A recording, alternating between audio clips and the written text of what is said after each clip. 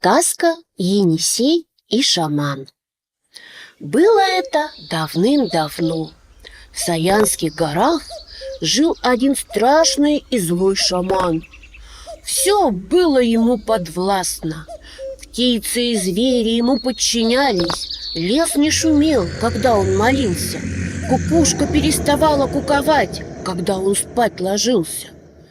Властвовал он над всей природой. Каждое его повеление было для всех законом. В подчинении было у него несколько прислужников, которых шаман никогда не видел, но которые всегда его слушались, где бы они ни были. Шаман тот был так богат и жаден, что не хотел выпустить из своих владений ни одной птички, даже самой маленькой сороки. Плохо жилось всем в царстве злого шамана. Вот как-то раз взмолились птицы и звери. Стали просить шамана, чтобы он их отпустил на Байкал воды попить. Осердился шаман на своих птиц и зверей и сказал своим прислужникам, чтобы они на границе его царства горы воздвигли. Да такие, чтобы ни зверь их не перешел, и птица не перелетала. Так и сделали прислужники. С тех пор здесь горы Саяны стоят, почти самое небо подпирают. Посмотрел шаман на горы и обрадовался. Летите, мол, птички, бегите, звери, на Байкал, попробуйте, попейте студеной воды. Затосковали звери, приуныли птицы, загорюнился лес. Из-за гор высоких и солнца не стало видно. А злой шаман тем временем нарадоваться не может и силой своей волшебной похваляется, что сильнее его силы на свете не сыщешь. Прошло много времени. Царство злого шамана стало вымирать.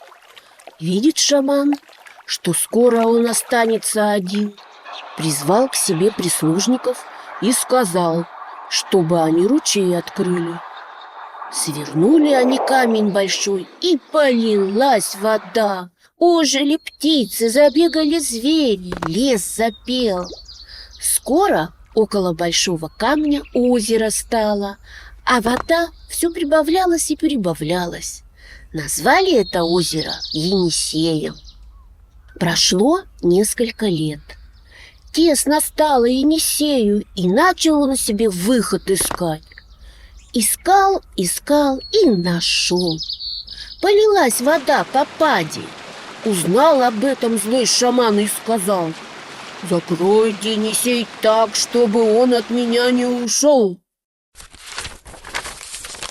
Начали прислужники по дороге Енисею скалы ставить, горы сдвигать. Остановился Енисей, призадумался. В это время подлетела к нему птичка Воркутия и шепчет: «Не печалься, Енисей, скоро мы тебя вызволим. Недалеко от тебя братья растут. Дорогу мы покажем к тебе, они помогут». Ничего не ответил Енисей, только посмотрел на птичку Воркунью и зашевелился. От этого ветер поднялся и придал силу Енисею. Заходил он из стороны в сторону и налег на скалы. А они стоят, не шевельнутся, не наклонятся. «Нет, видно, силы у меня», — сказал про себя Енисей и успокоился. Долго он так стоял, долго думал про себя, пока не пробился к нему младший брат, без имени, без фамилии. Вот злой шаман и подумал, как богатства сами к нему стекаться стали.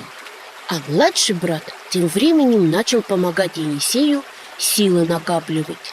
Помогал, и решили они вместе прорваться и уйти от злого шамана. Приподнялся Енисей, принатужился и начал разваливать скалы и размывать горы. Сколько он не бился со скалами, а свалить их не мог. Снова запечалился Енисей, больно сдавили ему грудь камни, и нет выхода его богатырской силе. Злой шаман смотрит, как бьется, волнуется Енисей, сжатый со всех сторон огромными скалами. «Не уйти тебе от меня, — говорит шаман, — на вечную муку обрек я тебя. Смирись и останься в моем царстве. А посмеешь прорваться, я тебя по капле изведу, всю воду твою схороню под землю». «Не уймешь ты меня, — ответил ему Енисей, — уйду я от тебя, злой шаман. Сколько бы ты ни грозился, не боюсь я твоей страшной силы».